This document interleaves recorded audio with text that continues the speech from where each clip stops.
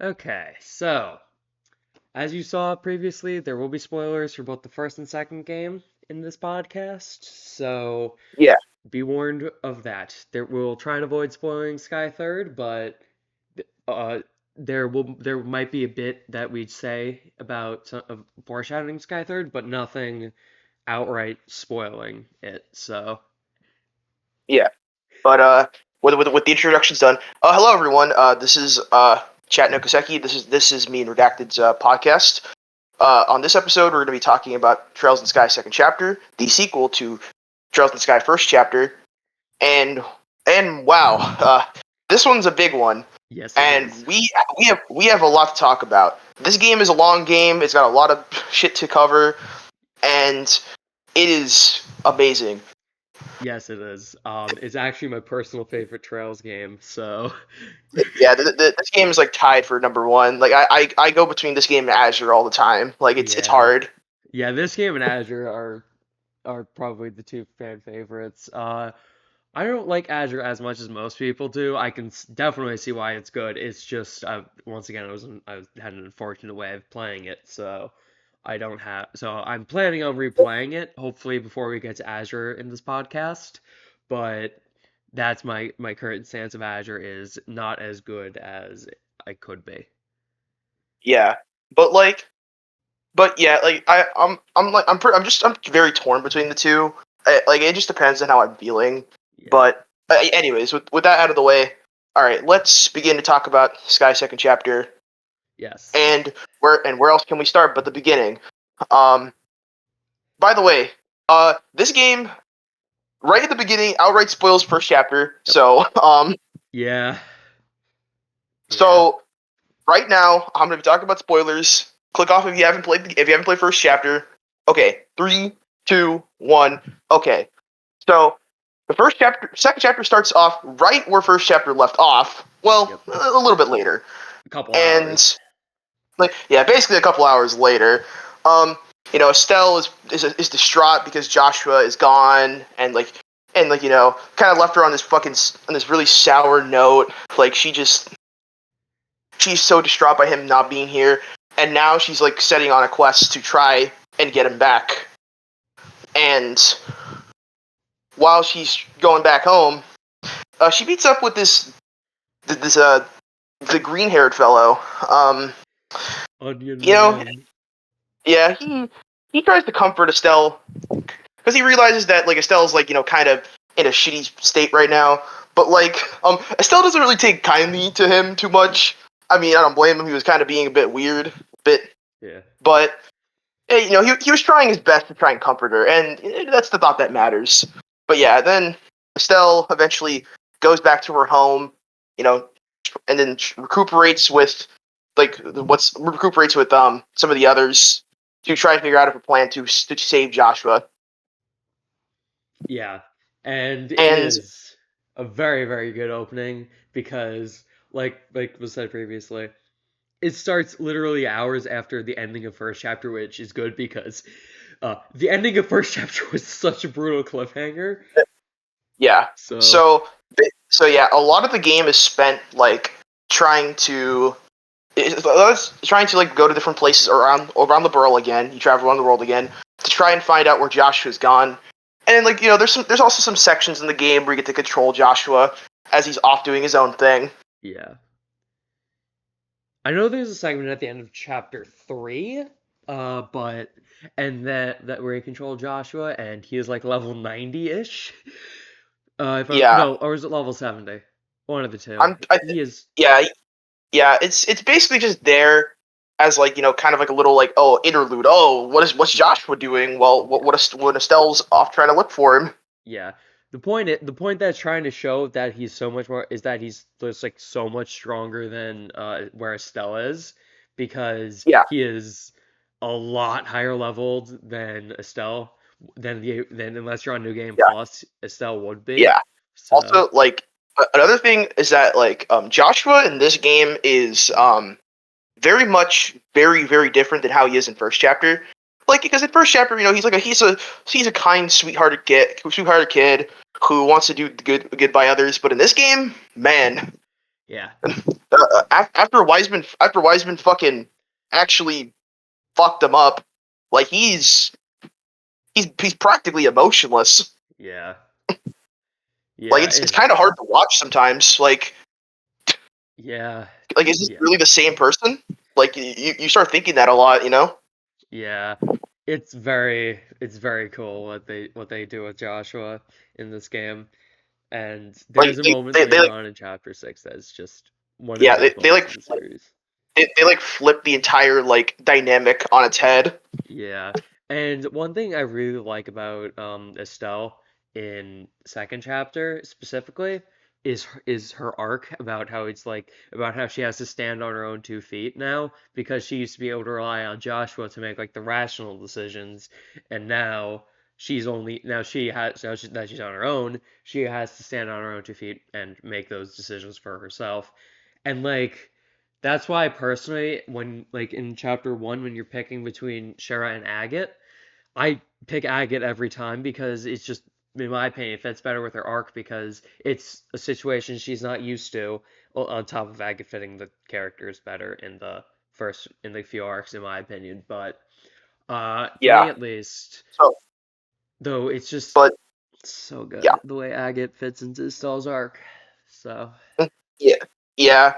I do agree there, but like, um, not saying Shara is an okay. invalid choice, but Oh yeah. Also another thing. This game is also the first time in the series where we're introduced to one of the main villain groups of Trails, Ouroboros. yep. Um, and Ouroboros, basically what they are, they're a society of basically just like evil people who do bad things. Um, Very questionably moral. There's like they all have like enforcer numbers. Like they're all named after like the tarot deck. It's Yeah. pretty cool. Yep. And we meet, I believe, 5 of them in this game. Like it's 4 or 5 or 6. I Yeah, we meet. Yeah, think in this 5. game we meet. Walter, Luciola, um, Walter fucking Luciola, Ren, Blue Blanc, uh, and then I guess yeah, technically 5 would be Louve, but we met him in the last game, so yeah, yeah. you can Lube is count one it of the, here or in first and I mean, chapter, but also like Josh was also technically a Ouroboros enforcer you're right, too, yeah, but 6. Yeah. Oh, but and yeah, Campanella, 7. yeah, yeah, Campanella. But yeah, no, basically, yeah, Ouroboros are a secret society. Well, maybe not so secret, but Yeah. they're a society of like evil people that do bad things. Are all of them bad people? The series sure likes to question their morals a lot. Yeah, it's really interesting to see it's really interesting as we go forward to see what they do. I mean, Yeah, the first glimpse they we have they of this is with Joshua, but yeah, like they definitely like start to put Ouroboros into like definitely more of a gray area more than like being flat out evil. But yeah, like how they utilize them is pretty interesting, and definitely. develop how they develop them going forward and such. And this is like the first like this is like the first time we ever like properly get introduced to them as a group. Yeah. Yeah. I mean, for me though, like my favorite character is it was introduced in this game, Ren, so Yeah, that might be a bit we'll talk. biased Yeah, here, but yeah we'll talk a little bit about Ren later. But like for yeah. now, yeah, let's talk a little bit more about the story. Yes. Let's. So basically, yeah, like a lot of the game is spent like going to these different places trying to figure out where Joshua is, and then like then all these different Ouroboros enforcers start like wrecking shit up, and then you got to go and stop them, and all these other things, character bonding, character moments coming up, and then like okay, so this particular part of the game, like I feel like is like probably maybe honestly be better off when we talk about Agate himself as a character. Yeah. But like since this part of the game is like very like tied to him. But okay, well I guess we can talk about it. But okay, yeah. So basically, like Agate is and Tita are with Stella and Josh and the others.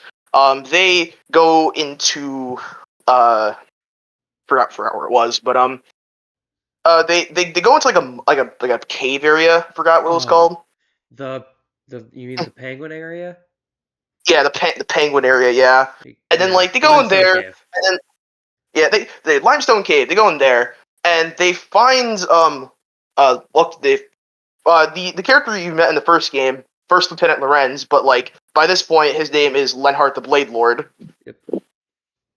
and they meet up with Lenhart, and he like starts taunting Agate about like how he can't protect anyone, all this other such, and Agate and him start fighting, and like he fucking brings out a fucking Lenhart brings out a goddamn dragon to Oh, then fucking no, that's not fight us. limestone. Yeah, like It's they in bring the out mines. I yeah the remember. mines. Yeah, like he brings out a giant fucking dragon to like Yep. to fight Agate, and it's like Yep. pretty cool. And then like Tita sees that Agate is like about to get himself hurt, and she throws herself in front of him, and Lenhart he backs off like, Yep. oh you're not, I'm not fighting you, back off kid. Yeah. And then like Agate kind of like gets a little Agate gets like, a little emotional about it because like he doesn't want a kid that young to put himself in front of her. And then like Agate gets hurt at the end by the end of it, but then later on, a little bit later, Tita is there to comfort Agate at his bedside as he's hurt, and Yeah. Agate eventually tells Tita a story about how he failed to protect his own sister when it was like when the time was not in his favor. Like he couldn't protect her, and the reason why he's always like that, why he's always so like rough and mean, is that he doesn't want something like that to ever happen again to anyone else. So when he sees Tita try to do that, he can't help but feel like it's like bringing back those memories of him losing his own sister. Yeah. And that like the moment where like when you go through the dungeon, the mines, just trying to get to where Agate and Lawrence are just doing it out. It's playing well, it's not. It wasn't. It's originally just the final boss theme plus Lawrence's theme, Silver Will. But let's be honest here, it's Lawrence's theme because sorry, Leonard's theme because it play. It's his theme pretty much. So Yeah, and it plays that song while you're going through the dungeon, and during that entire scene, it's playing Silver Will. So good. It's probably my favorite song. It definitely isn't. It's only song that gives us a competition is one specific one from Azure. So, but yeah. oh my So yeah, basically like after this like big moment, Agate starts to like loosen up a little. Agate starts to loosen up more. He starts to like be nicer to people, and like him and Tia start to become a lot closer with each other. He kind of treats her as like a little sister, so to God. speak. He tries to protect her. She tries to protect him, and that's where the dynamic really starts to get going, and it gets explored later on how this and such.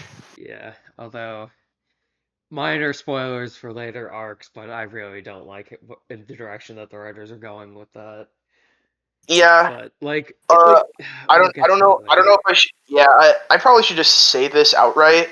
Okay, so basically, like my impression always with these two characters was, well, ever since the inception of Mhm. them being like kind of like a found family in a way, Yeah. is that's what it always was. Like he saw her as a little sister, and that's always what it was. But for some reason, later on, when they utilize Agate and Tita for other things, now the characters start to tease them about being in a relationship, and I'm like, no, that's No. weird. That is very That's weird. weird. There is That's, such a big age gap. Like what was it? oh, Agate was yeah, in his yeah, well, 20s when yeah, yeah, Tito was like yeah. 12. I forgot to mention this. Like Agate is like in his 20s, and Tita's 15. Not even. I think she's 12 when she was introduced. 12, You 13. know, Tita's 12, so like it's fucking weird Yeah, when like okay. like If it was when the characters just started to ship them together. yeah, if it was like just them teasing Tita about her having a crush on Agate, I'd be fine with it because okay, little kid having crush on adult that on an adult. Okay, that's fine. Yeah, Agate liking well, Tina is just fucking weird. yeah, no, like Thankfully, it's like Agate is resistant to it, but I don't like how the characters tease them about it. yeah, no, like Agate obviously doesn't see it in that way, and that's like definitely the best way of going about Yeah, it. But like, but it gets very annoying when like whenever they're in a scene together, the other characters just tease them all the time. yeah, It gets very tiring after like the 20th time you've seen it. incredibly. It's incredibly And annoying to like me. that's like definitely one thing that can be pretty annoying is that like whenever they find some new thing to do, that they'll just fucking beat it into the goddamn ground.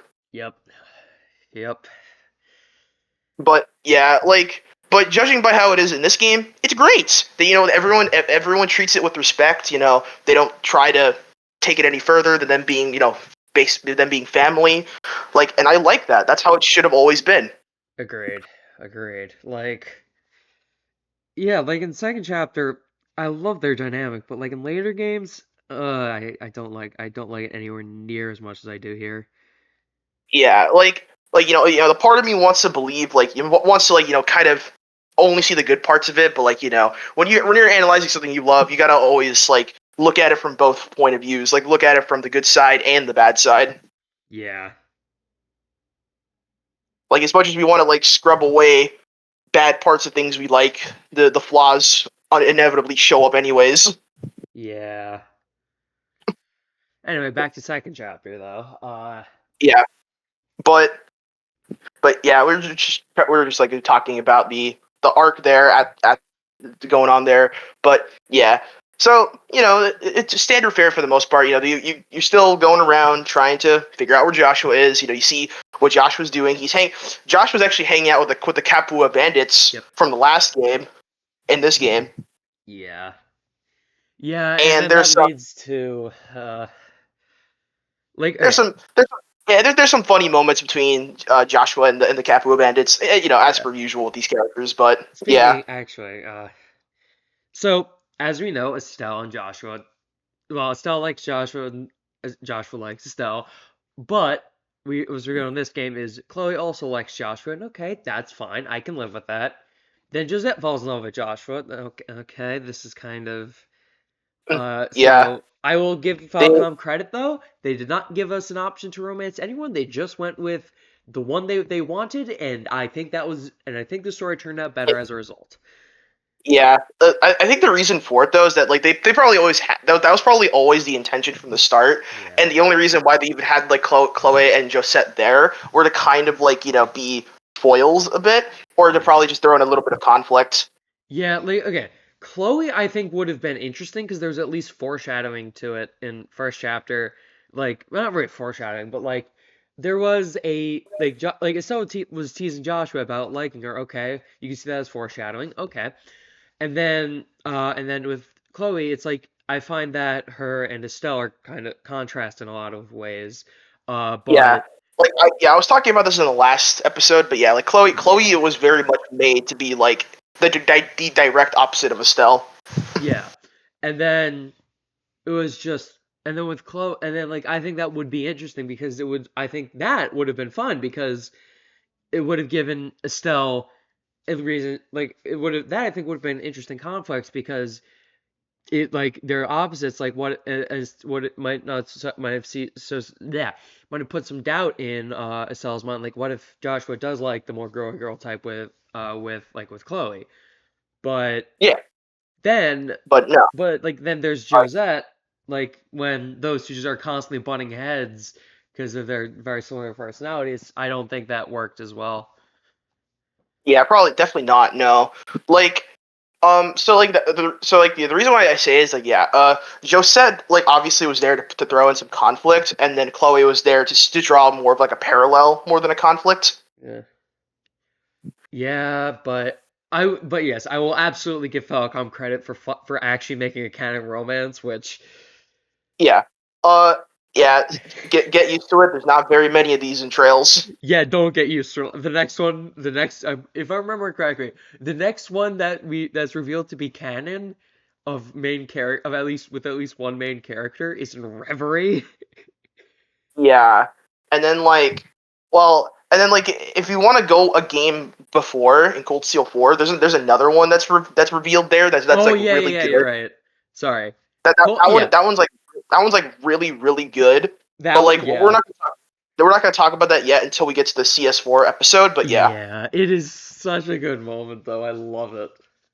yeah. But like okay, yeah. Anyways, about this game, like you know, all the characters in this game, they come back. You get to use all the characters again. You have more freedom to use the characters this time Yeah, because you're compared not compared to the last restricted game. to a per chapter party member except for the final dungeon. But I do like second chapter system more, though my biggest gripe is that reserve members don't get EXP, so that way you might need it. But Trails, I think, circumvents this pretty well, considering you can Yeah, consider the EXP scaling is actually really good in these games. yeah. No, So you level up pretty frequently. yeah, like if you're not exuberantly overleveled, yeah, you do, which is nice. You level up pretty frequently. I think the cap in this game is 99. I I thought it think, was 100. but Could be or 99 100, though. yeah, One of 99 the or two. 100. Yeah, because the next game is like over 100. Next one I think is 150. Yeah, because like Sky the Third has a big like level cap, Yeah. but that makes sense. But like anyways, like but in this game anyways, yeah, it's like it's either 99 or 100. I'm not too sure, I think it's but 100 because first chapter was 50 and Sky Third is 150. So so yeah, that would probably make 100. sense.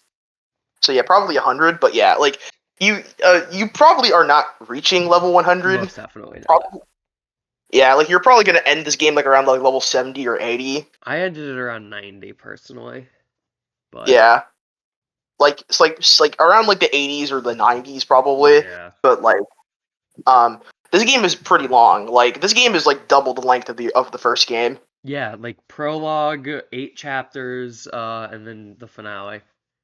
Like this game is really, really fucking long. But It's yeah, good, yes, but it is it's very good. long.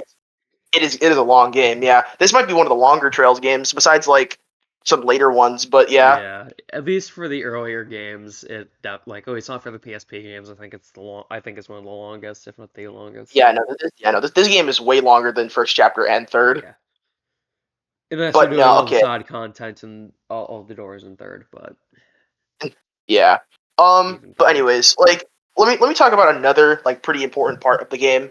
Um, okay, a little bit later, Estelle eventually finds where Joshua is. He's on an airship he's trying to infiltrate it to kill Wiseman. Like Joshua's goal is to find Wiseman and to kill him.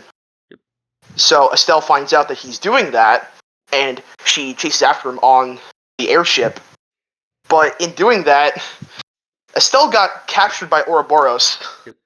and is thrown into a cell. She gets out, and Lenhard the Blade Lord, or I should we should call him Luve. Luve is a Yeah. nickname.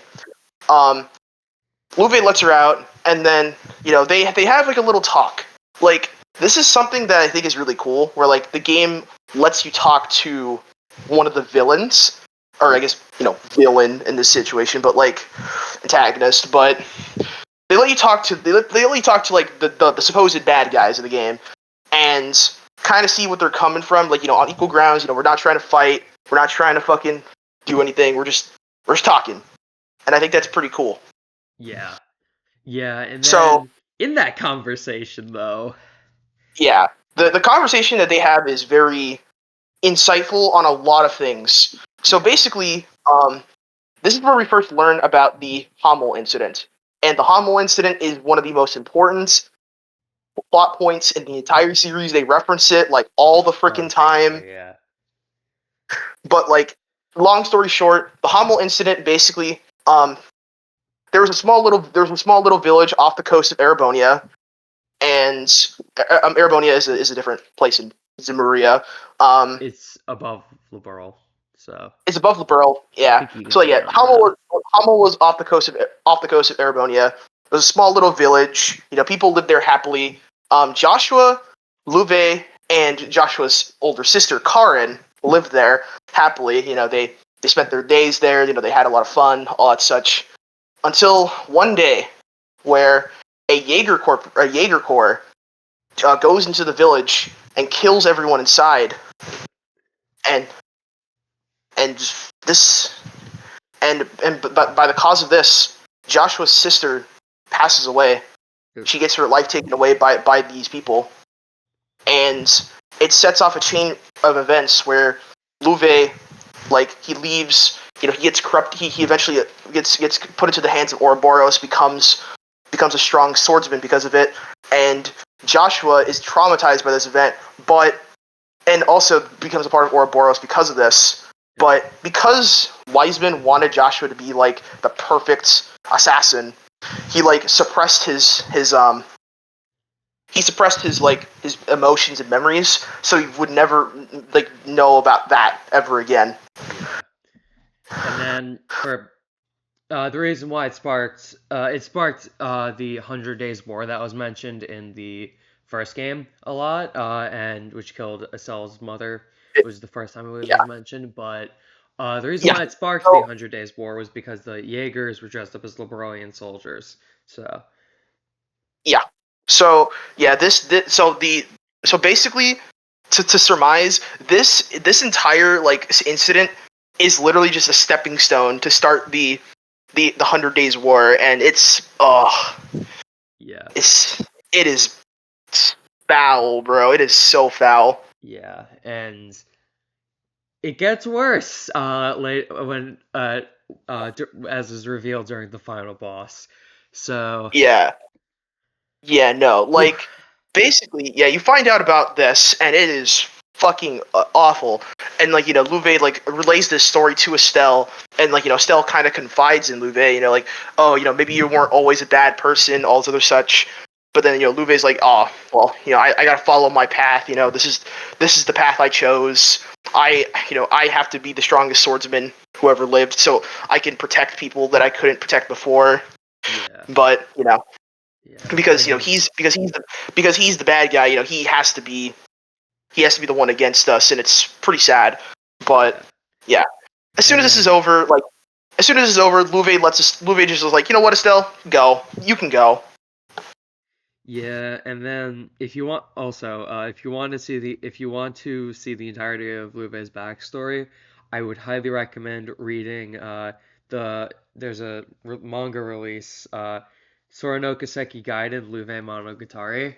It is very dark because the first bit of it is relaying what happened in Hamel, but Yeah. But yeah, that is one thing I will say. Never forget the Hamel incident, because it is yeah, something that comes up a lot in later Trails games. They reference it. They reference back to it a lot later on. yeah, like it And like gets they add more, they add like some extra stuff, to some extra context to it later, and also like they just reference it back because it's a very important event that caused a lot of other things to happen. yeah, and there was another and then there's another bit. There's actually foreshadowed in the first game when Luve just says to the queen, "You who knows the name of Hamel, and you're hardly qualified to feel pity for me. You who knows the name of Hamel." So Yeah. that So yeah, basically, you so yeah, finally get yeah, that. Luve, yeah, so like yeah, Luve holds a lot of resentment towards like people like her, because he felt like, you know, they could have done something to try and save them, but no.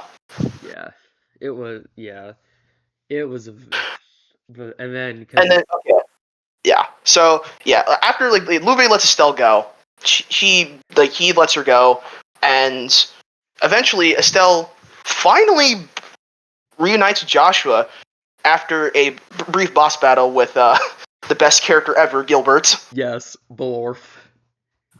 Yeah, Gilbert. Yeah, Gilbert.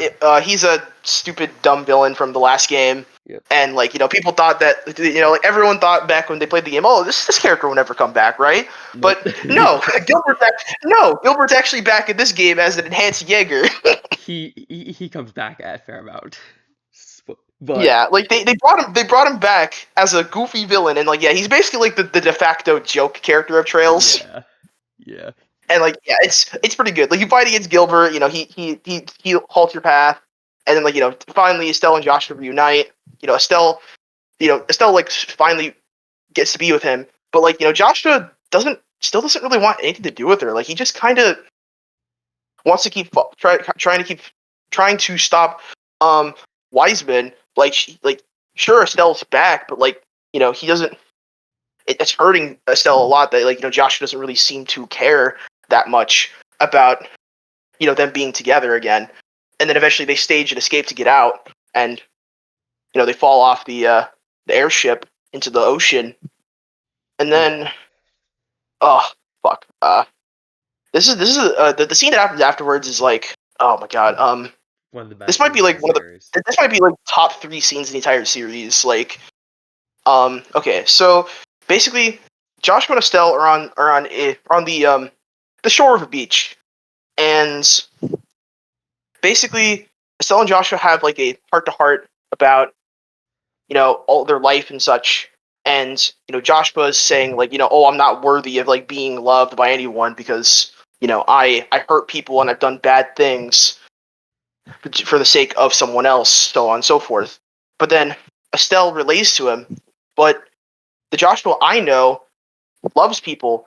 Like you're only running away from your problems, Joshua. You imagine as if the bad things that ever happened to you can just get thrown onto someone else, and you don't have to worry about them.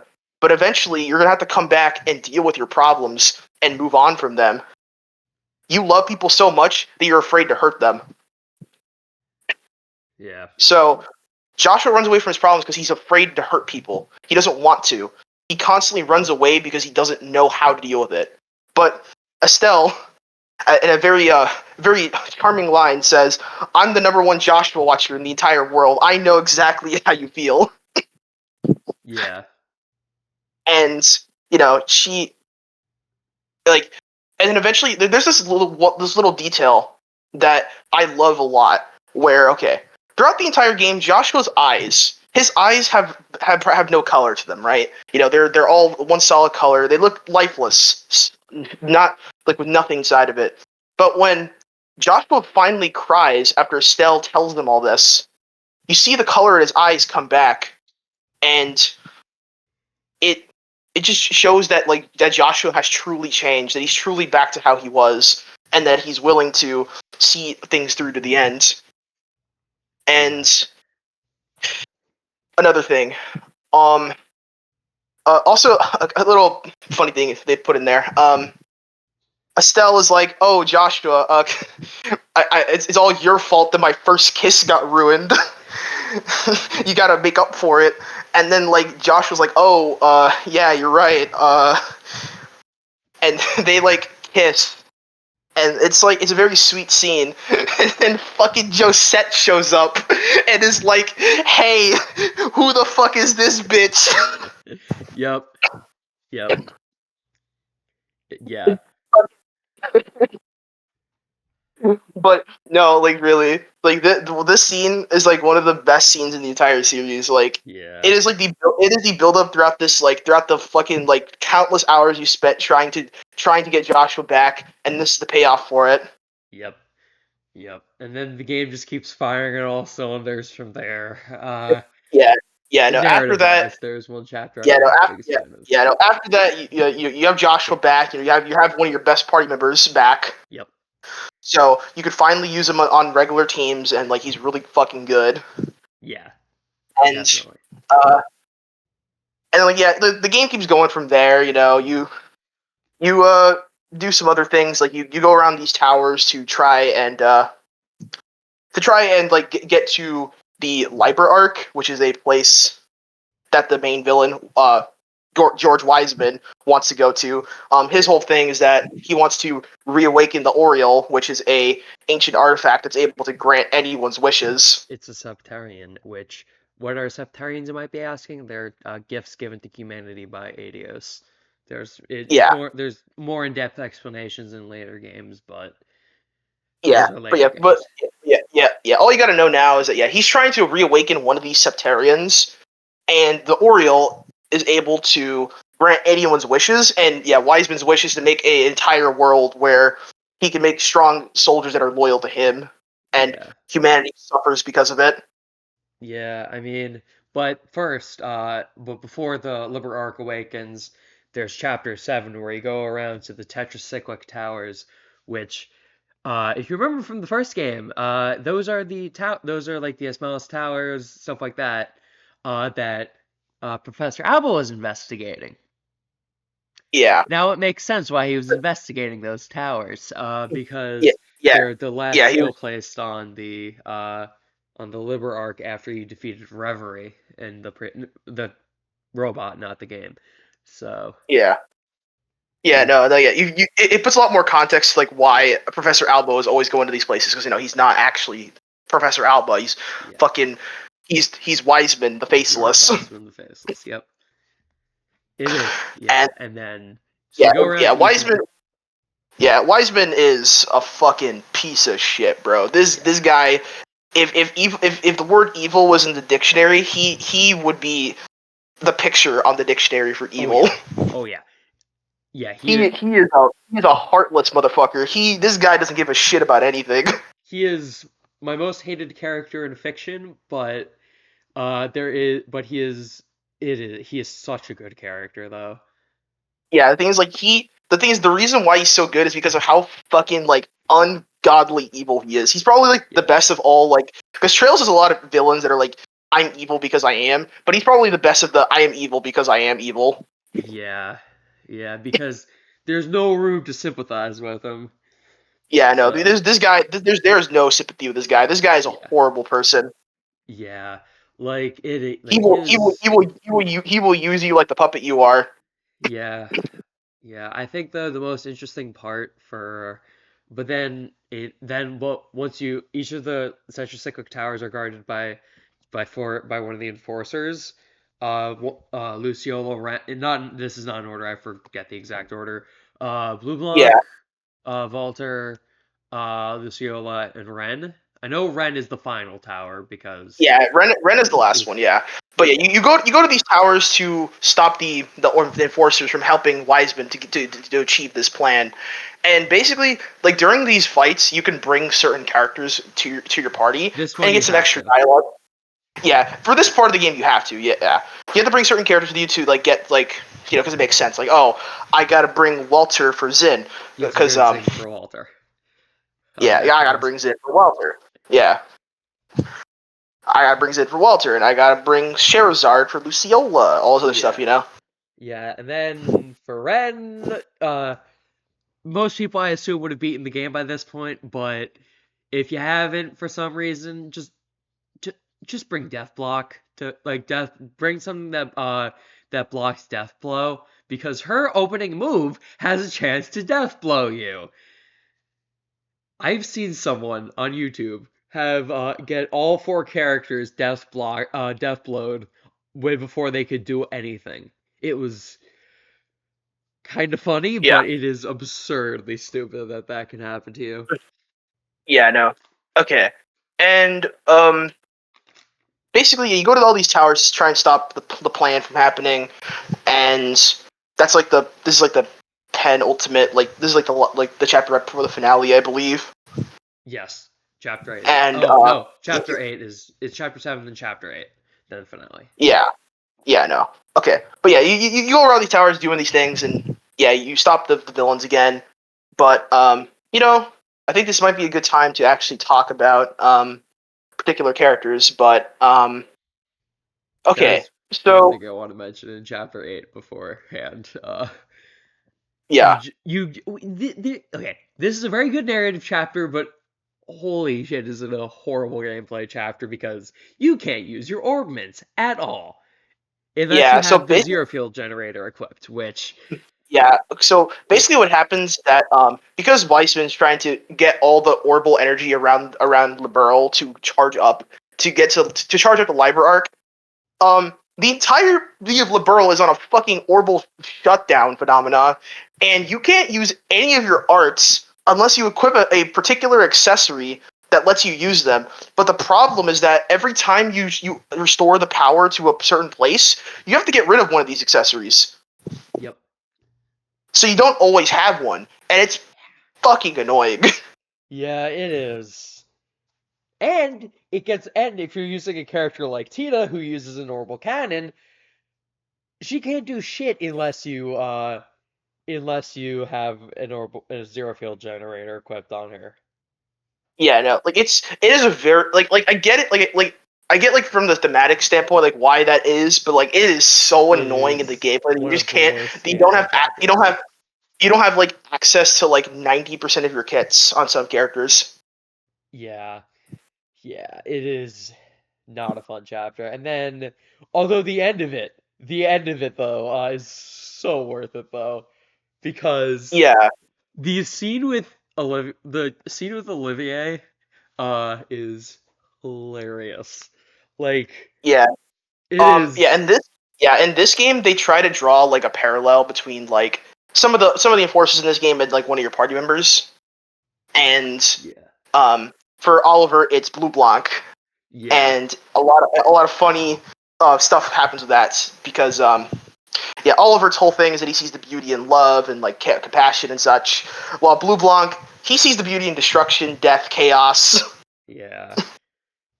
and like Also, their ideals clash a lot in that sense. yeah, also, you might notice that Matthew isn't referring to Olivier as Olivier, he's referring to him as Oliver. That's because, as revealed in the scene I was talking about, Olivier Yeah, is actually Olivert, the Prince of Arabonia, and Agate's reaction just sums it up perfectly. It's just him saying, "You've got to be shitting me." yeah, no. So basically, yeah, all of Olivier throughout the entirety of the first two games was actually just a traveling bard. That was a name that he just made up as an alias, but he actually is Oliver Rice Arner, the Crown Prince of Arabonia, the Yep, entire time. yep, it is And that amazing. and the fact that he is the prince gets called back to later in Oh, like the next game, and also in the Coldfield arc when we actually get to go to Arabonia. But yeah, yeah. Although that's one of the reasons why I don't recommend starting with Cold Steel. It treats Olivier being Oliver as common knowledge, yeah. and So this is one of the it'll best twists, one of the yeah, funnier it'll twists. And you know they spoiled. Yeah, they basically like outright like assume that you already played second chapter and already know that he is Oliver Rice Arner. yeah, But yeah, that is one of the other twists of the game is finding out that he is Olivert, the Crown Prince of Arabonia. yeah, it's such a good twist because, Oh, uh, like, it I was don't think we obvious talked. he was hiding something, but like, I don't think anyone Yeah, expected. Oh, he's royalty. So yeah. Oh, no. Speaking of this though, I don't. I think we forgot to mention it about Chloe, but I don't know if it's revealed in this game or in the last it game. was revealed in the But last game. yeah. So basically, yeah, Chloe Rins. Yeah, fucking obvious ass fake name. Come on, guys. Uh, Yeah. yeah, Chloe's actually actually the the future queen of Liberal. Yep. Uh, Claudia von Ossolis. Yeah.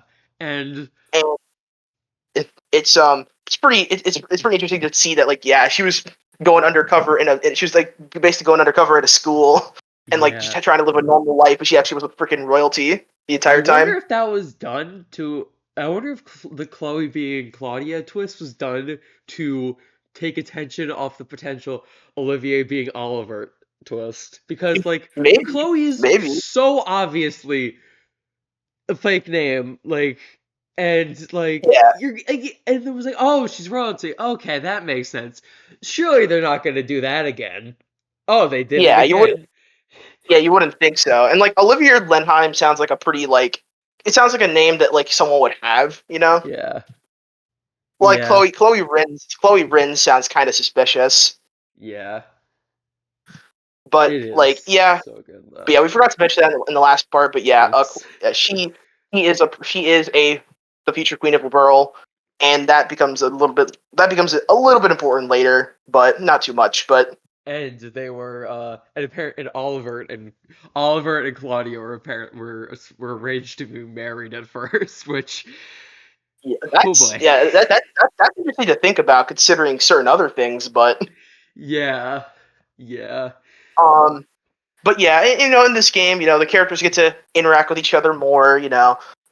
Estelle, she's still she's still as great as usual. She's still very bright, very bubbly. She's definitely a lot more definitely a lot more sad in this game throughout a lot of it because she has to deal with Joshua not being here and everyone trying to comfort her in her dark times. But they really do like what I said before. They really do flip the dynamic a lot in this game.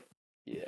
We're the Estelle that Estelle is just a lot more subdued and sad in this game, which is just kind of heartbreaking to see in general. Yeah. Yeah.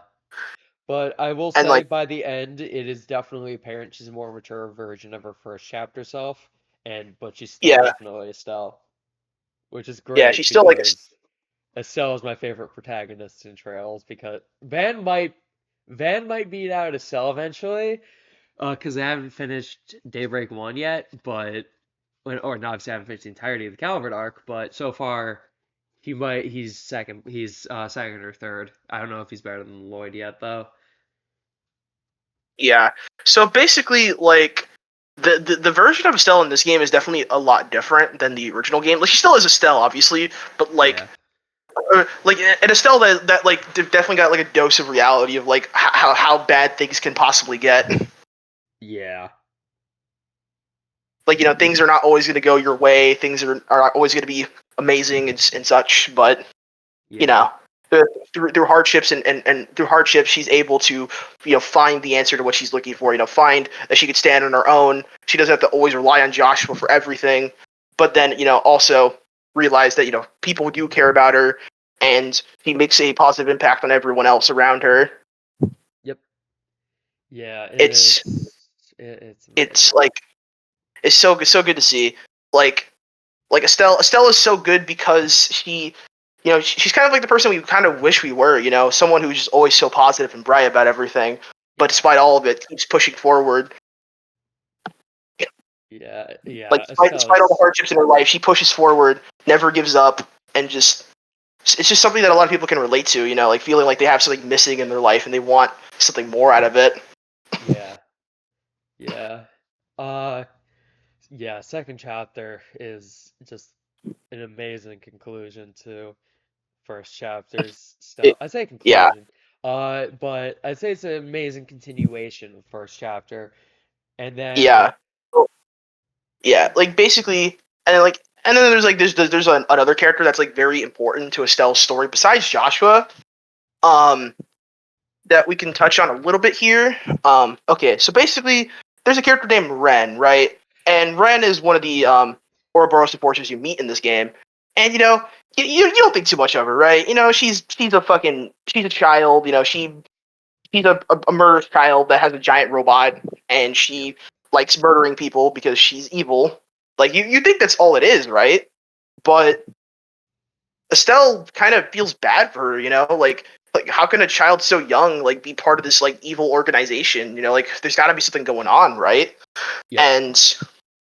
And through their interactions, you kind of see little glimpses of Ren kind of questioning questioning the things that's going on, oh, why do you care about me so much? What go away, all this other stuff. Ren tries to deny a lot of these things that Estelle tries to do for her, but and then it all kind of culminates by the end where um when you fight against Ren for the last time in the Liber arc, and Estelle and Joshua feel like they finally reached out to Ren, and maybe they can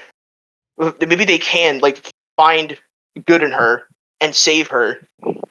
Yeah.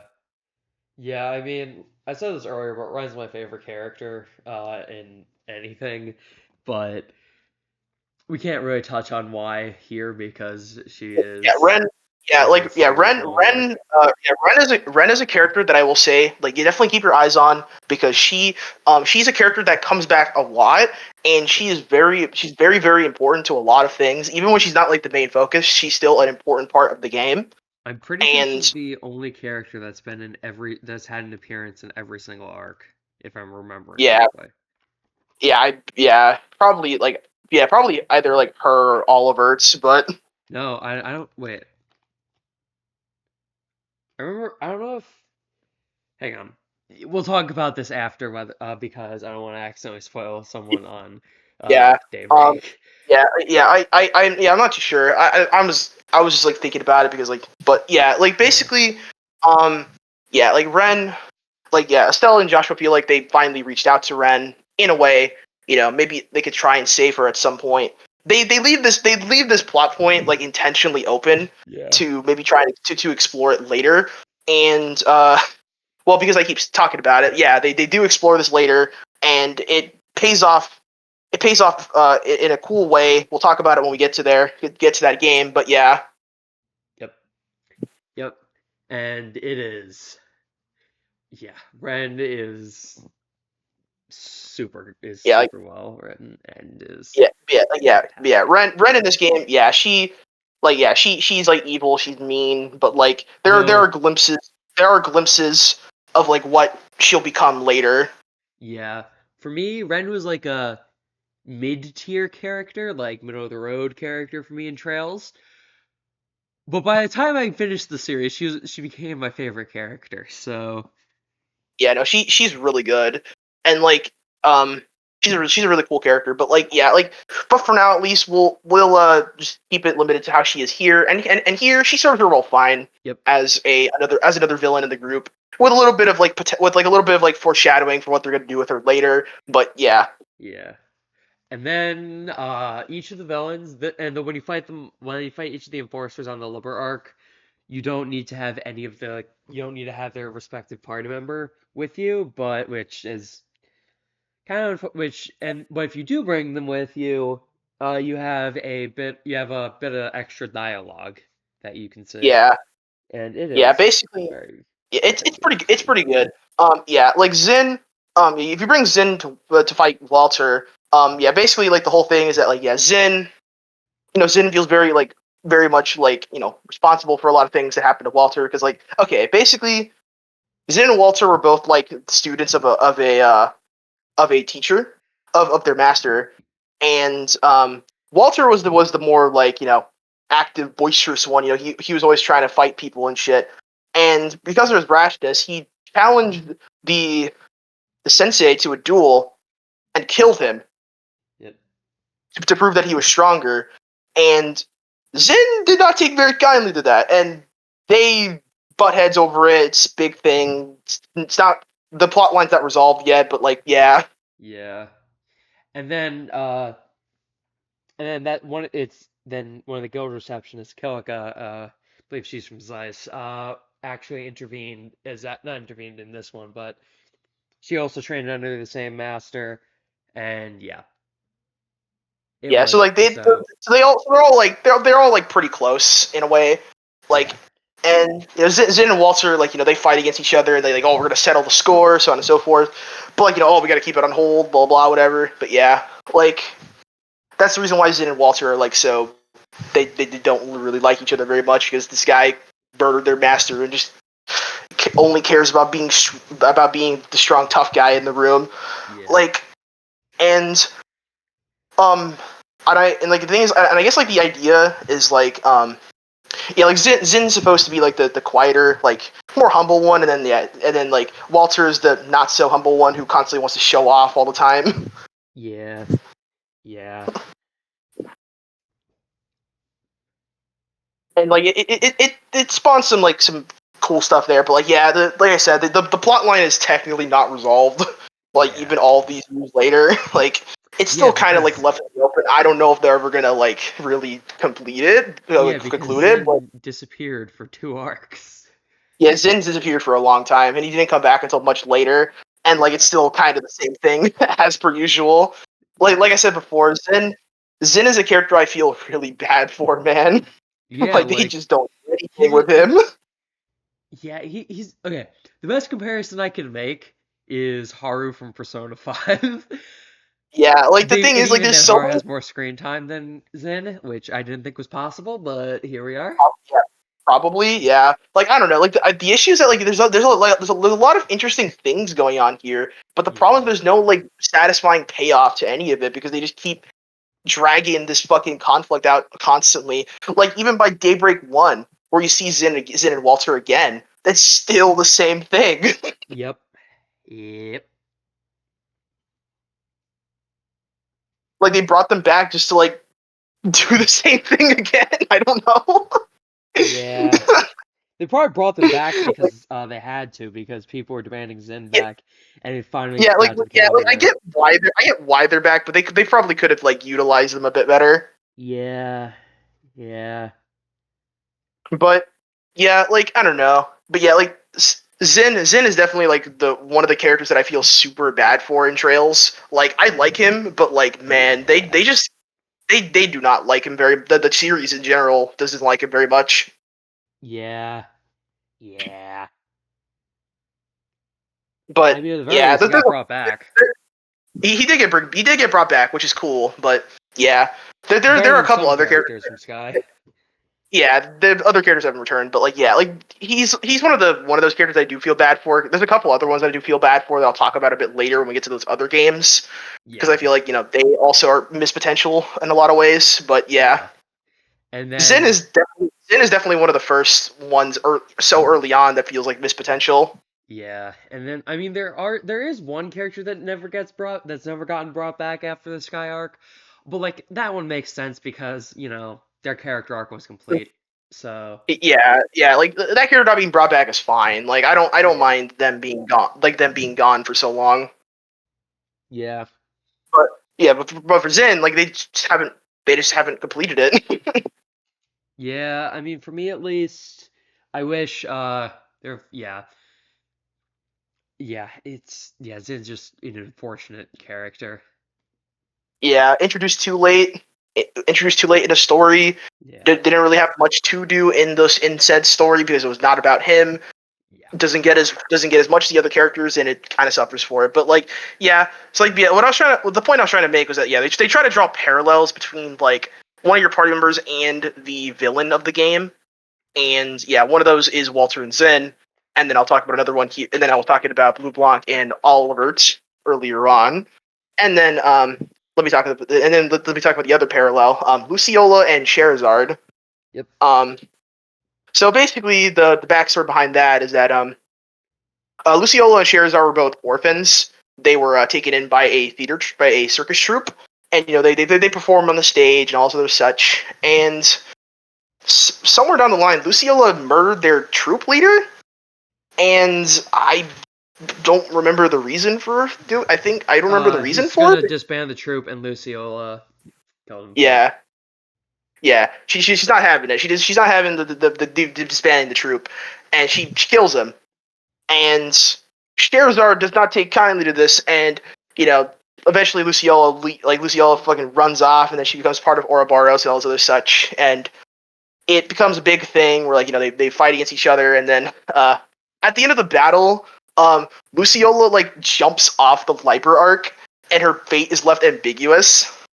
Yep. Um, uh, I guess not really a big spoiler, but yeah, she's not dead. Yeah. Luciola's not dead.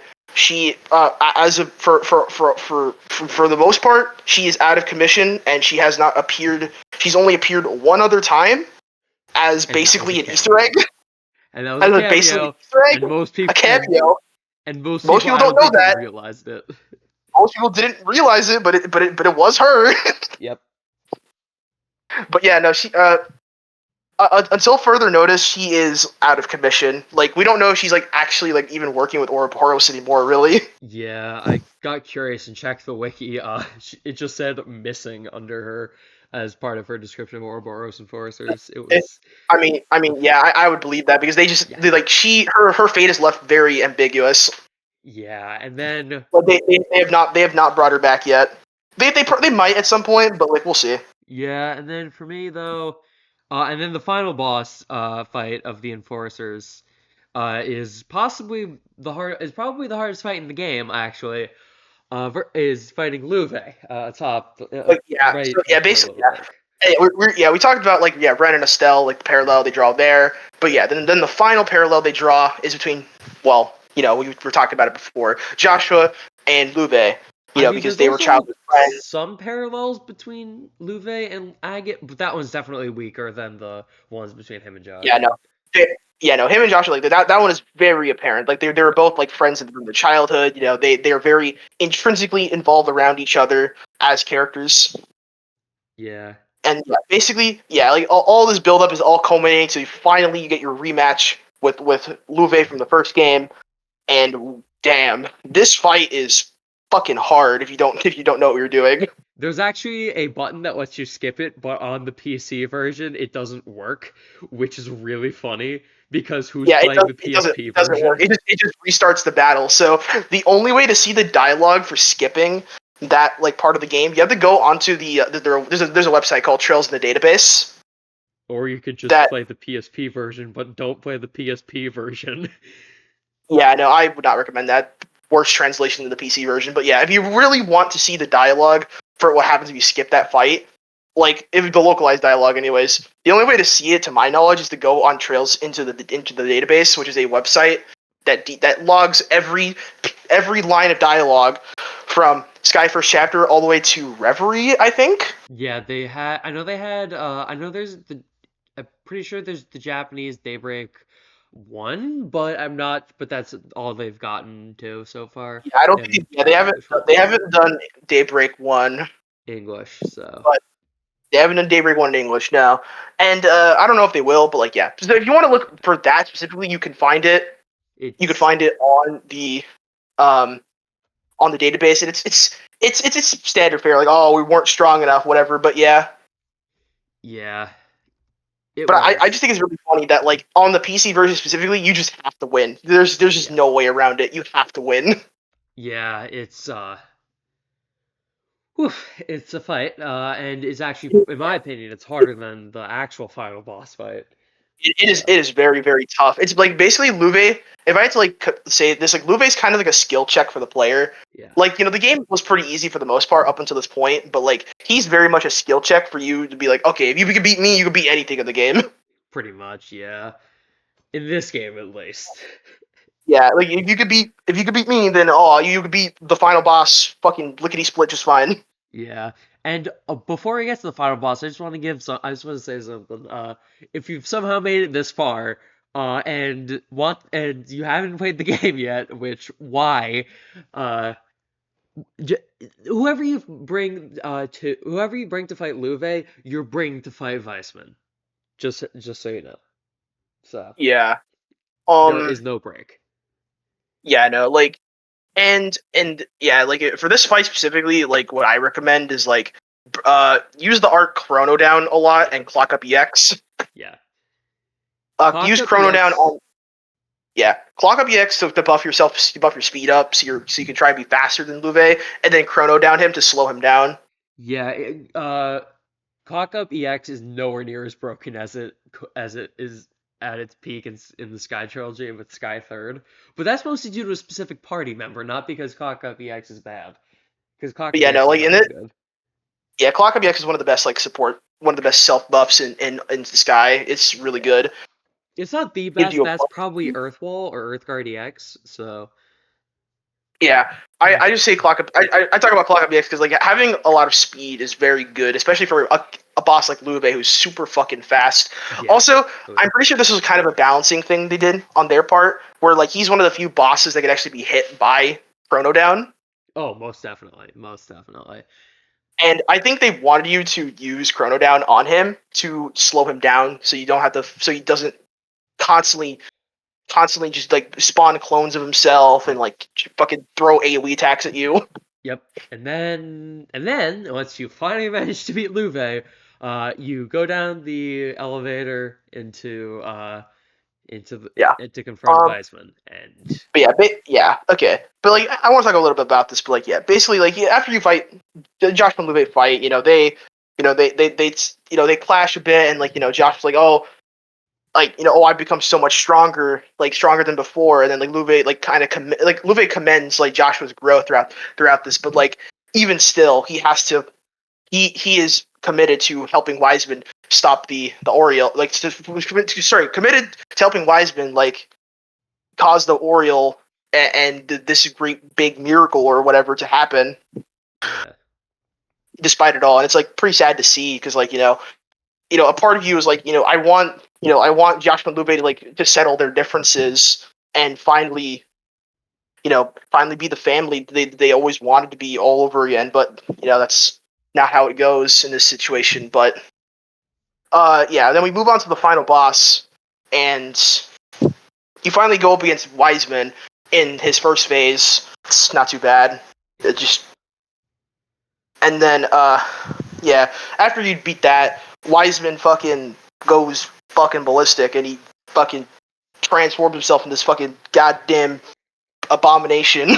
Yeah, Angel Vestman, and then you try and attack him. It doesn't work because he's protected by Septarian. Yeah, yeah, and then Lube sees that Joshua and Estelle are like being hurt and all this other stuff, and he uses the last. Lube uses the last of his strength to break the shield on Wiseman's barrier, and now using you're finally able to fight it. using his sword Kernviter, and yeah, it's yeah. Oh, hang on. Two things we forgot to mention. One happens before the fight. When Weissman is trying to control Joshua, tries to mind control Joshua using the seed of this. I think it's called the stigma. Using trying like it's Yeah, to try and it plant the was seed of try and control Joshua, yeah, but then Joshua has Cassius and Kevin break the seal, meaning it doesn't bring the seed, and meaning Weissman no longer has any control over Joshua. yeah. So yeah, so basically, Wiseman as a last resort tries to use Joshua against Estelle, but it doesn't work. Yep, thankfully. And And then back to the after before Luve breaks the barrier surrounding Angel Weissman. He asked him a single Luve asked him a single question. How involved were you? Well, this isn't asked him a question about how involved he was in a Hummel. yeah, Turns out and Weissman is the one who orchestrated it. yeah, it turns out Weissman was the one who sent that Jaeger Corps to kill all of Hamel to try and sift out new Ouroboros recruits. Yeah, he didn't send it. He didn't send them. He coerced no Arabonian nobility to hire the Jaeger Horde to go into to do it, but to yeah, like I said, to scout out Ouroboros recruits. And Yeah, that so was that's yeah, the yeah, well, reason yeah, that and when Luve finds this out, he is fucking furious about it. He automatically turns against Wiseman and destroys the shield. yeah, that moment is where I lost any remaining sympathy for Weissman.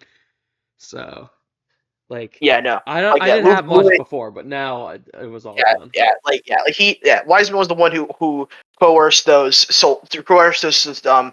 Jaegers into doing that Yep, horrible, terrible act on that village. yep, And yeah, when Luve finds out, he breaks the seal immediately. I want nothing to do with this fucking piece of shit. Fuck you. And then yeah, you finally do the final boss against Angel Weissman. It's really not that bad. yeah, Just make sure not to just make sure to stand out of this one particular circle that he where spawns because it fucking deletes you from the battlefield if you stand in it too long. yeah, and then the Angel Weissman fight isn't that bad compared to Luve, but it is Yeah. a Yeah, very is yeah, very just don't difficult. stand in the move. Don't stand in a particular move where he puts a circle on the field because that will banish you from the fight forever. Yeah, it is. And then once you do it, and when you do end up beating Angel Weissman, you run, the Liber arc starts collapsing, and then Luve dies, and then everyone's running out. Estelle and Joshua are caught, are stuck, and but then the dragon comes and saves them. The dragon Luve summoned in that one fight, and yeah, Ragnar, I believe his name is, and then they escape and great ending. Although before that, uh, Kevin shows up, and finds Weissman as he's trying to escape, shoots him with a stake, and it turns Weissman into salt. Yeah, and then You'll see and why Wiseman's that's like, oh, relevant in the next game. yeah, and then Wiseman's like, oh, is this the same thing that caused Salt Pill incident so and so years ago? And then Kevin's like, oh yeah, it is. Yep. Yep. And you see a glimpse of like Kevin's of a side that Kevin never showed throughout the entire game. Like what's going on with him? Like what the hell? Like Yep. what who is this kid? Who is this guy? Is he not a nice a nice peaceful priest? Like Priest. what? Yeah. Yeah. That gets a lot more relevant in third, but Yeah, Sky the Third is where this question gets answered, along with a couple other loose ends. But yeah, yeah. Oh, and then before during the final dungeon, you get a party member. Okay, you get three party members for the final dungeon. Two join you at the start, one joins you near the end. Actually, I think it's close to the halfway point. yeah, The yeah, first because two party members are not that are all right, but I wouldn't recommend using them. Mueller and Julia, they're fine. yeah, Mueller, yeah, I think Mueller and Julia were like put there to like maybe alleviate to maybe like be like, oh, if you didn't level up all your characters up to a certain level, they're about endgame level and are decent enough to take. Yeah. Then there's Josette. Yeah, Josette. Yeah, Josette is a fucking horrible party member, man. She's I so would consider bad. her the worst party member in Trials. Like she's so bad. Like Like, and the thing that makes her the thing that makes her so bad is like, okay, like first off, she does no fucking damage yep. like on anything. Like her physical damage sucks, her art damage sucks. And then She like, doesn't even okay, have an S craft well, at first. she doesn't have an S craft either at first. You have to like unlock it Yep. in like a She's the story only segment. character who's like that in the Sky trilogy. Yeah, it's fucking stupid. And then like, so like, okay, if her physical damage sucks so bad, then I don't know, maybe she could be a decent art caster. No, no, because her orbit line is fucking atrocious. Yep, it is. Whew. So like, the only thing she can do is fucking spam Earth Wall, but even she's not very good at doing that. Yeah. So her best role is just can just be done by anyone else faster and better. Yeah, it is. She just has a So very unfortunate like situation. so like I have a theory. I have a theory thinking that like they probably didn't like initially want her to be a party member, but like they threw her in there because like whatever, and they just never bothered finishing her because no one cared enough to. Yeah, like if you're wondering how Like bad it she is, just feels so unfinished. if you're wondering how bad her lines look, it's it's she has her center courts and then two lines of three each. Not great. Like it's just yeah, no, it's bad.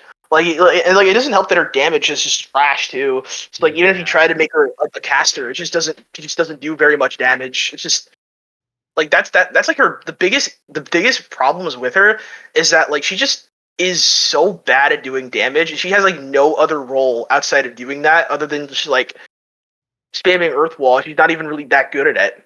Yeah, no. She's really unfortunate. So of course I decided to challenge myself and decided to try challenge myself and beat the final boss with Josette. It sucked.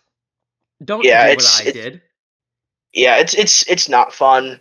It's really not fun to do. That character sucks so much fucking doo doo butt cheeks to use. Yeah, like for me, my final boss team, if you're wondering, was Estelle, Joshua, Chloe, Agate, and then when I did the Josette team, I replaced Agate with Josette. Yeah. It was For not me, doing yeah, damage. yeah. Well, I beat the game with Estelle, Joshua, Chloe, and Kevin. Yeah, that's probably better. That's probably better than mine, just because you have the two really good support S crafts. Yeah, I, But I, I brought Kev. Yeah, okay. So the thing with Kevin is that like, okay, Kevin in this game, like he's a character that kind of comes and goes in your party a lot. Like he's kind of like I guess he's more akin to like a Sky FC party member yeah, in this game, where he kind of comes and goes a lot, and like you have him for some sections, you don't have him for some, so on and so forth. But like the thing with Kevin though is that like he has a lot of really good support crafts, and then he also has an S craft that if you use it at 200 CP, it gives you two immunity shields yep, which is like super duper strong against like Luve and like a lot of other bosses in the game to like to stall out like actions. Yeah. It's like it's ridiculously strong. But like not just that, he's also like pretty good at like doing damage with arts. And then like he also has some decent physical moves too. So he's just like always good at something, Yeah. which is like very very nice for whenever you have him. And then in the final dungeon, you have full reign access to him. So I brought him along because I wanted to make sure I didn't die to anything else, and then thank God I did because Luve would have probably kicked my ass more if I didn't bring Kevin. Yeah. But Yeah. yeah, like yeah, though a little bit more about Kevin. Yeah, Kevin in this game, he's like one of the new characters they introduce, and he's pretty likable. He says funny things. He tries to cheer people up and such. Yeah. But yeah, it is not until the next game where he is truly great. But we cannot talk about that yet. Yeah. Stay tuned for the So next episode where we'll be doing Sky Third. Probably. yeah, yeah, We we'll be might. doing Sky We might Third. do someone But else. like yeah, so like so like the thing with this character in this game at least he's like he serves his role fine as like another comedic foil to someone like Oliver's, Yeah. and like it's Yeah. pretty funny like to see. But yeah, like Kevin is not truly great until the next game, Yep. but And then we won't touch about it too much. But yeah, Kevin is another character to look forward to along with Ren. Kevin and Ren are the two characters to look forward to from this game and other games. yeah. Also, Kevin be cautiously look forward to because Falcon forgets he exists a lot of the time. I It feel like. yeah. Yeah, don't be like me and get too attached to Kevin. Yeah. Yeah. Kevin is my favorite Trails character for a lot of reasons, but one of the saddest things is That's knowing so that hard. Falcom never uses him, Yeah. Yeah. Also, despite him being a really important character and one of the best written characters they've ever made. yep. And then, yeah. And then, when actually going back a few chapters though, Ouroboros is invading Grand Cell, trying to, yeah, they're just invading Grand Cell, and trying to take the Queen and Chloe hostage, and then, is the Duke Dunan and his butler Philip just take a stand. Well, Philip does the fighting, and then Dunan actually acts like a noble for once. It's such a good moment. When they're closing in on the Queen's quarters, fucking Dick Richard shows up and and starts fighting them. It's so good. Yeah, yeah, One of the Richard. best moments Yeah, in the game. yeah. Richard. He's in this game sometimes, but Yeah, not often, but yeah, yeah, Richard's in this game sometimes. He's he's a bit reformed, a little bit reformed from the last game. yeah, Trying to do better now. But like I said with Kevin Wren, he doesn't truly become great until yeah, Sky the Third, yeah. where like they really explore him. But yeah, Yeah. Yeah, Colonel Dick Richard. I know it's Alan Richard, just like calling him Dick Richard, but no, yeah, once again, yeah, don't get used to him coming back. His latest appearance was Sky Third. yeah. Richard's another character they have not brought back. But it's like fair But enough, his arc is pretty much done, so yeah, and I just Sky, kinda yeah, want to see like him but one more time. it would be cool, like even like as a little cameo, like maybe just to see what he's up to. Yeah. And then the other But character I really want them to bring back, but they haven't yet because I don't know. It's like their arc is complete. Anyways, uh, yeah, I am okay, yeah. invincible, or am I, girl?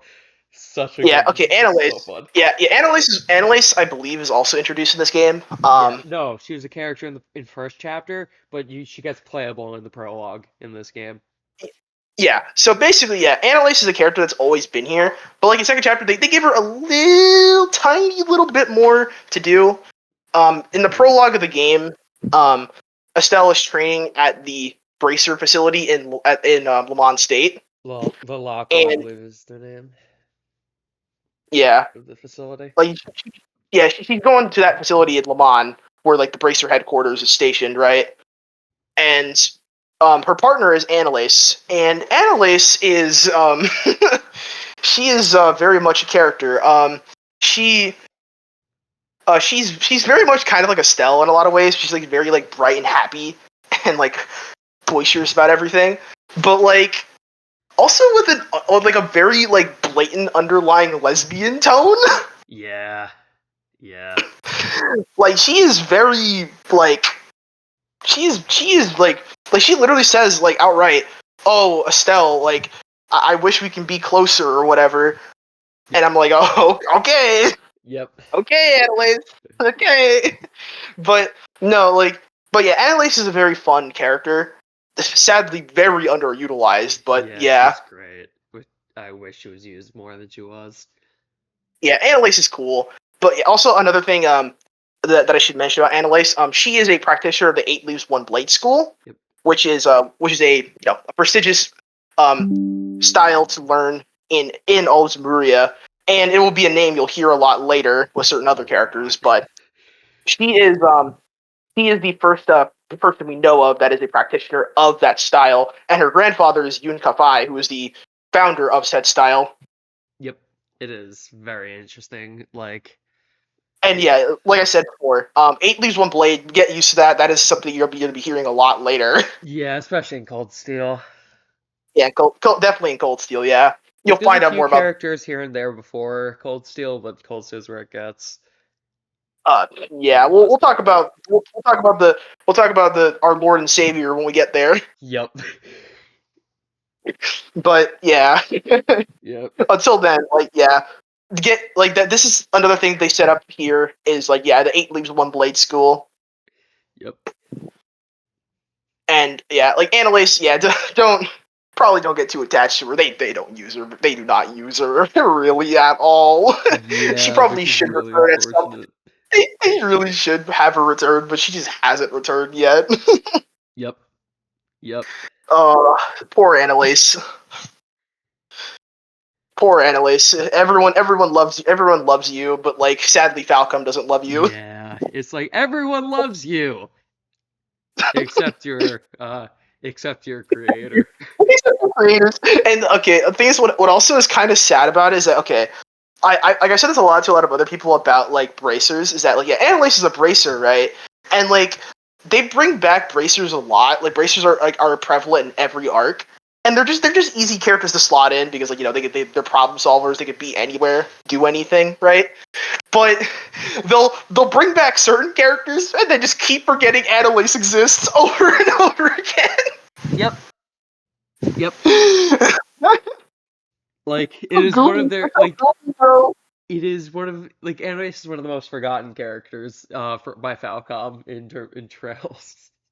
It's so sad, man. Like, Yeah. and because Eight Leaves One Blade is becoming like even more important like later on, and like it's just like oh you forgot the character that like technically started all of it.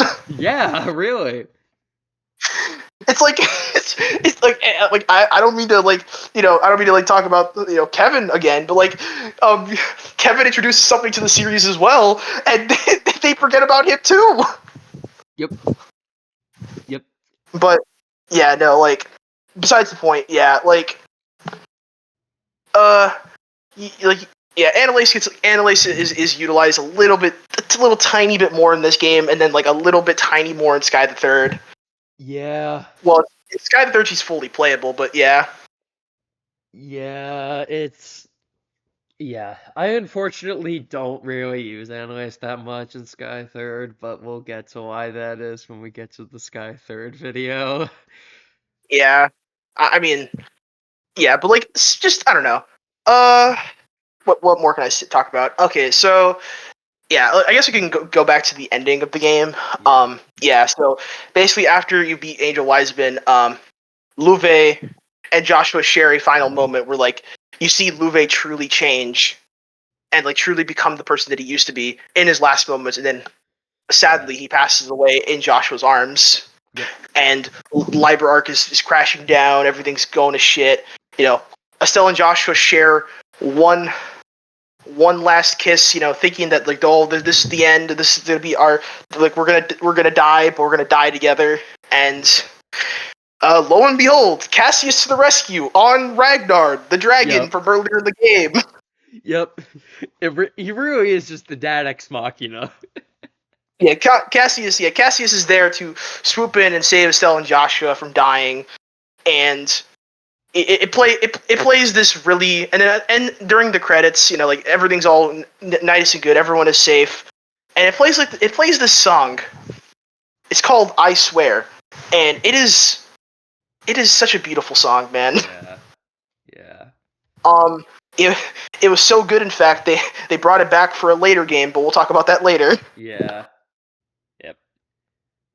And then what was it? Friggin' crap. Um, I thought it was but, but yeah, no, like Sky second chapter. Like I don't know if this is like the best way of talking about the game, but like yeah, Sky second chapter is, in my opinion, like one of the greatest sequels to ever grace us yes. it on in anything. Like Yeah. a lot of people talk about like great sequels in like any media, but like I think Sky second chapter is up there with some of the greatest sequels ever made. Yeah. If we're talking purely about like direct sequels, I think it's the best.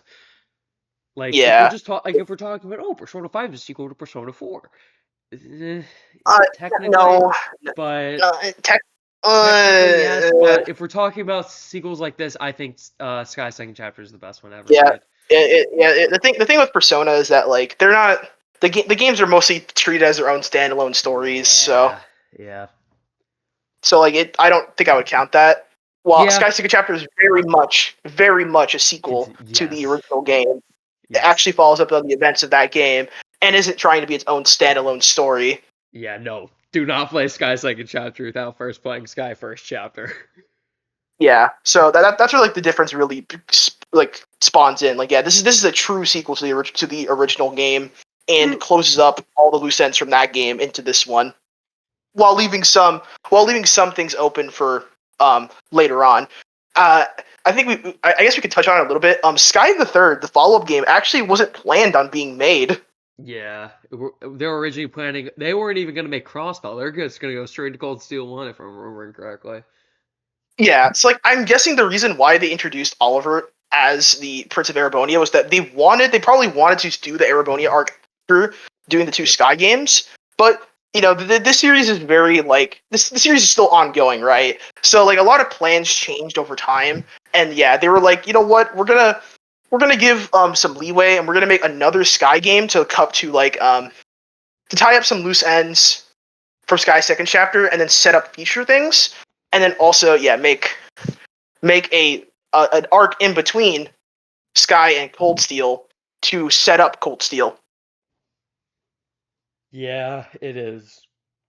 And to be honest, I think their plan, the new plan they went with, was a lot better because Agreed. it adds a lot to the world and such to tell the Crossbill story, and then have that be an integral part of the Cold Steel story. Yeah, yeah. I mean, the what was it? Some things that were introduced in Sky Third. I think I said something in the intro video. We only just got resolutions for in CS4, so Oh yeah, yeah. it is And like incredibly. some of those things are still Yep, like even to this day are still like open to be resolved later. definitely, definitely. But yeah, But yeah, no, like I'm not sure what more I can really add here, but yeah. basically like yeah, a lot of things happen in Sky Second Chapter. Like A sorry lot of for just kind of details. like Yeah, sorry I was kind of jumbling around to different yeah, places of the game, but like yeah, that's just I wanted to talk about a lot of very key important moments throughout the game. yeah. Fair, fair. Sky So Second Chapter. It's an amazing game. Like, especially if you yeah, if you're able to get through first chapter. Like okay, first chapter I quite liked my time with it. The second chapter is where I became the Trails addict I am today. yeah, no, like it is. Second chapter is very much like very much worth playing if you played the first game so much because it follows up on everything the first game sets up. It tells a beautiful story by the end of it, and you just and by the end you want more, man. Like Yeah. even though like this is the end of this game, like you want more. Like you want more out of the series. You want more stories of these characters because they're so good and they're so like they bounce off each other really well and all kind of culminates and they do more with certain characters. It's great. Yeah, Um, like when I recommend this series to people, I say at least play the Sky at least play the first two Sky games because if you don't yeah, like if you're they not feel hooked after this, you probably won't ever be, but you at least have a nice you at least have a nice story that wraps up pretty well. Yeah, it's still some loose ends, but you don't feel like, oh, I have to see what happens next. Like I'm going to die if I don't. I'm yeah. not obviously not gonna So die, but I'm dying to the, know what the, happens next, like in first chapter. But yeah, no, like when often I finished this game, it leaves you wanting more. yeah, like when I finished this game, like I was absolutely floored. Like Yeah, I had to like step out of my room, take a walk around my house, really think about like what happened throughout that journey. yeah. For me, when I beat Sky's second chapter, it was the week I got my wisdom teeth removed. Best week of my life, by the way. It was so I was just sitting there for a while, like with my head leaned back. I was like, holy shit, that was one of the best experiences I've ever had Yeah, with no, a like it's game. literally like yeah, no, this game is like probably one of the best games I've ever played.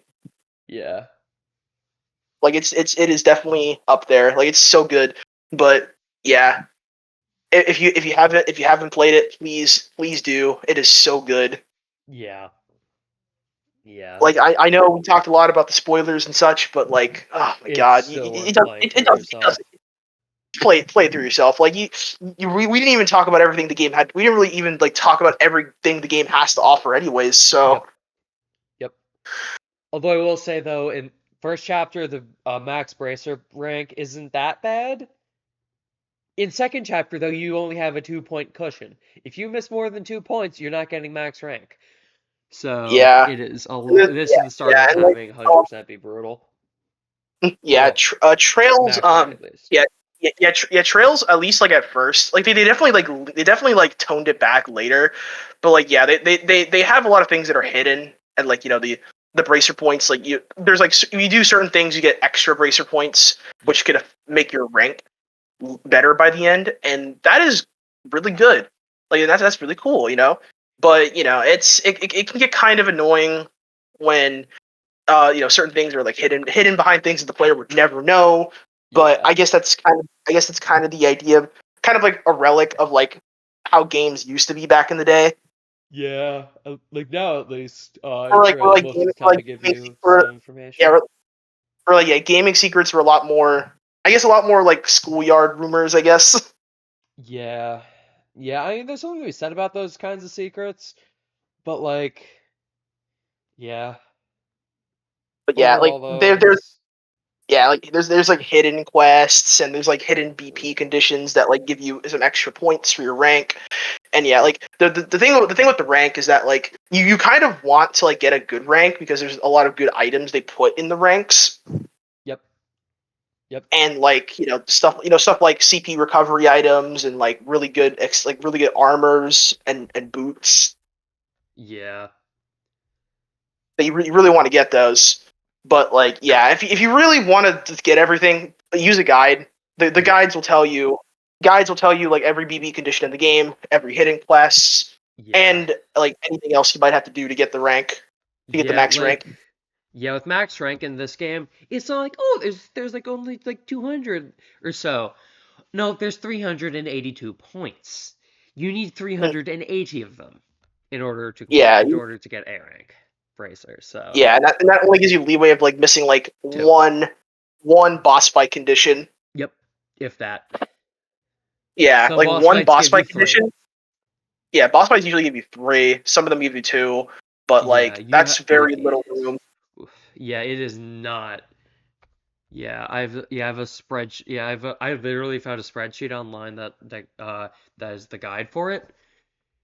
And there are some lines that literally just don't let you miss any of. There's some points if you miss them, you just won't get it. Like for example, in the Mistwald maze, which is one of the dungeons, if you don't escape in 20 rooms, you just are not getting max rank at all. It's 3D, it's 3 BP. Yeah, it's quite annoying, but Yep. yeah, like I will say, like if you want to have get more content out of your JRPG or just any game in general, getting all the stuff in a Trails game, I think is very much worth it if you do try Yeah. to go for it. Yeah, if Like you at least try to get the max rank, do all the side quests. Yeah. I'm not like do as like even if you don't get max rank, try and do most, if not all, the side quests Yeah, because the side they quests add usually have so some much to pretty the cool world. stories to tell. Yeah. Though speaking of the side quests, this game also has a continuation of Anton, one of Yep. the side characters from the first game, and Otherwise you known get as one of the fan favorites.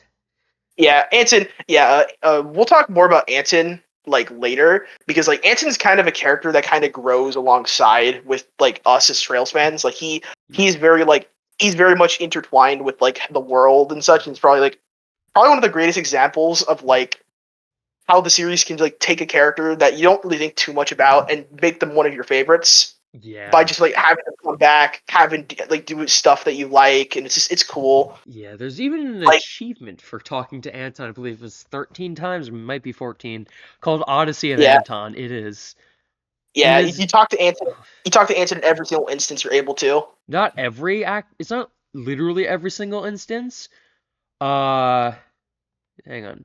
I'm double checking it or right like now. most of the chances you get to see him, you can talk to Yeah. him. Yeah. Uh, Achievements. Here we go. Yeah, there are 18 instances. You don't need all of them. Yeah, yeah, Actually, it might no, be 19. I forget. But yeah. but yeah, you just have to talk to Anton a lot. Yeah, and it is worth it because it's very worth this. Yeah. It's very worth it. Yeah, for Anton specifically, like he as a character, like his entire thing is like, oh, I want to find love. I want to find a relationship with someone, Yeah. and the side quest in this game is pretty funny. Yep. The Sky Crew tries to set him up with Ina, who's the receptionist at Relent.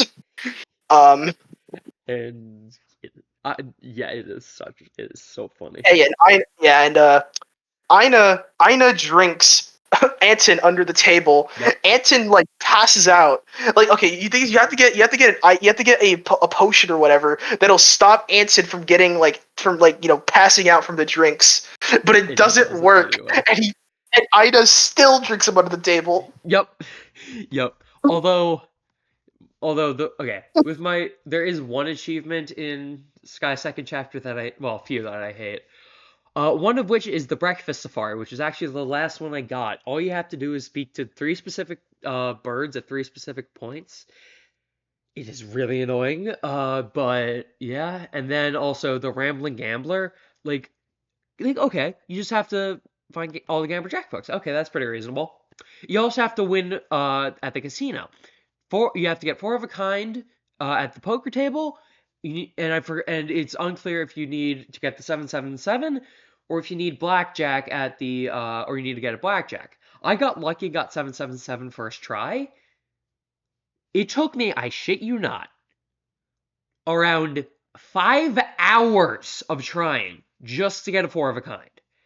Blackjack took me like 20 minutes though, so 10-20 minutes. It sucked.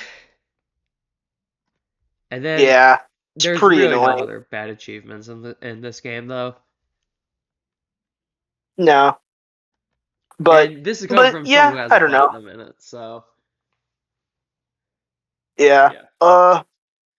But yeah, like Anton, but yeah, Anton's is a character that they utilize more later. They give him more side quests that explore more of his character and more of the story, Yep. and who knows, maybe he might actually get his conclusion. Hmm. Yeah, hopefully he does. But yeah. We'll talk a little bit more about that when we get to Cold Steel 4. But yeah, Yeah, and uh, maybe it depending, is it is and maybe we'll it do a special is episode on Anton. something Hint, that hint, is nudge, nudge, wink, wink.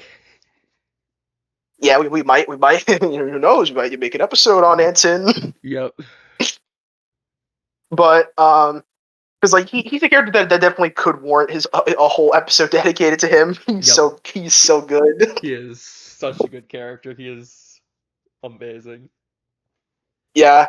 I guess a little trivia about Anton is that Anton was actually based off Toshihiro Kondo, one of Toshihiro Kondo's friends, and it just kind of stuck. Like he based the character off his friend, like his mannerisms and like how he acts around that friend. And I just think it's kind of cute, kind of cool. I don't know.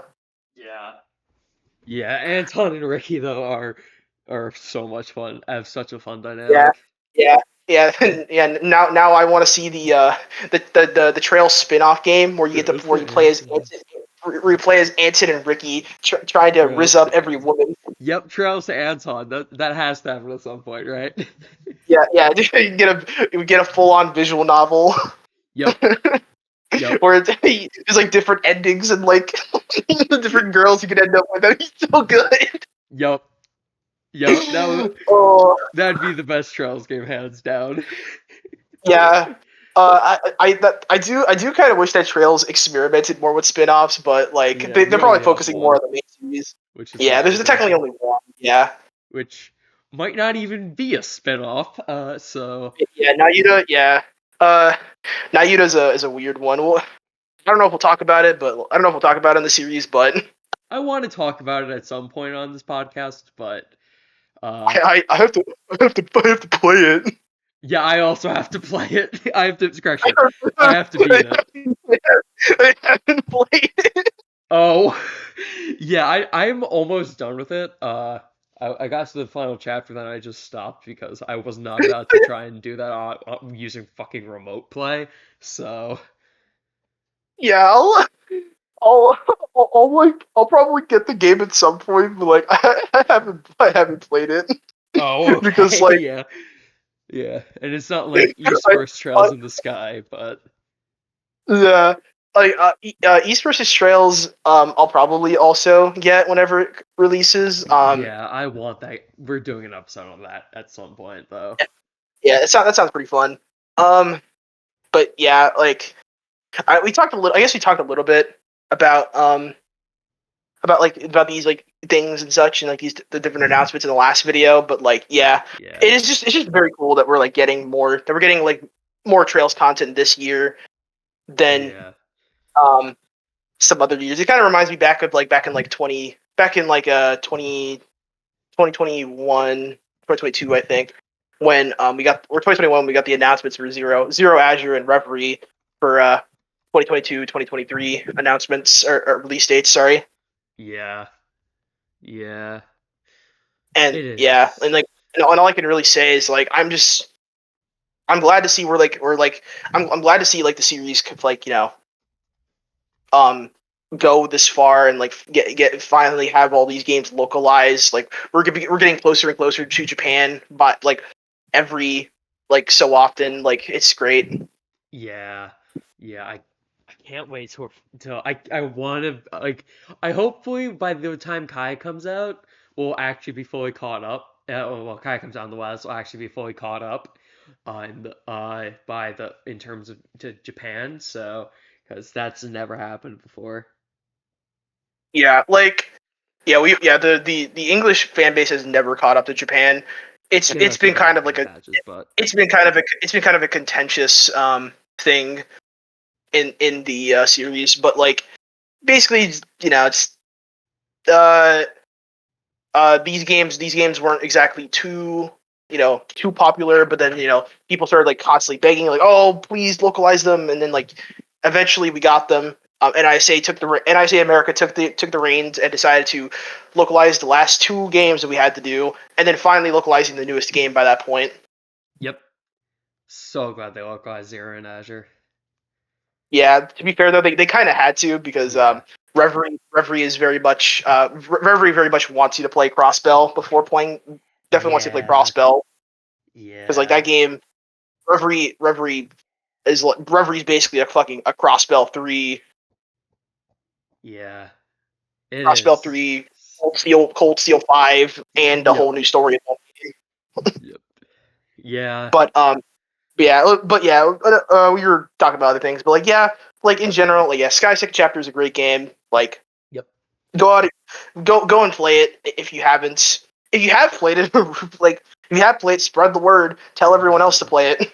But tell them to play first chapter first, though. Yeah, like yeah, make sure to tell them like you gotta play both these games. Like you can't just play Second Chapter Yep. like without playing First Chapter. It just doesn't make sense. I actually have a You know? theory on why Falcom might have only announced doing first chapter and not second chapter to drive up sales for second chapter on Steam, the currently out second chapter on Steam, and then announce, oh yeah, we're remaking the second chapter because Yeah, like who's gonna want to wait? Who will willingly wait however long for the second chapter remake after seeing that ending in first chapter?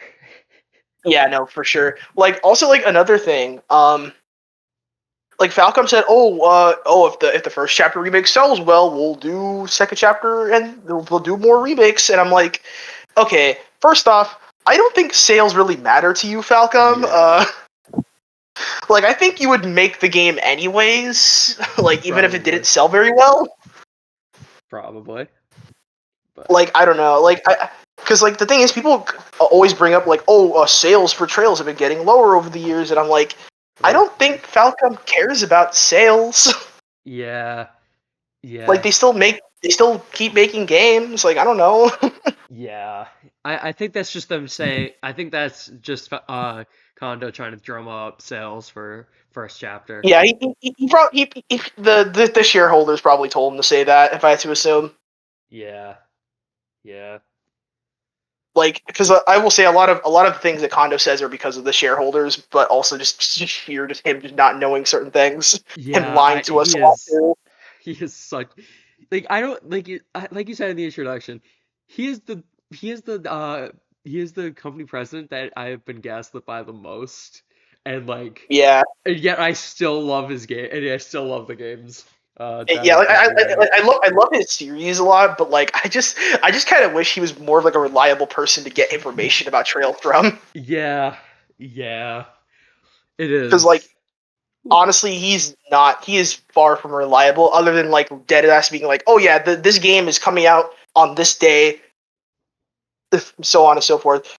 Yeah, And like, go to the Falcom store to buy my new merch or whatever. yep, But yeah, no, like, uh, I assume that the whole thing with that, like, we probably will get a remake of this game. It would be nice to see.